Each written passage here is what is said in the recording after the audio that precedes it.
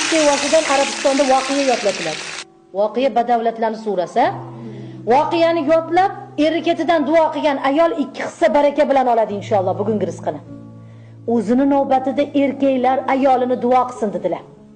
Xizmatiga, tug'ib berayotgan bolasiga, ona otasi va uning urug'iga qilayotgan xizmatiga duo qilmas ekan, erkakning duosi ham qabul bo'lishi dargumon ekan.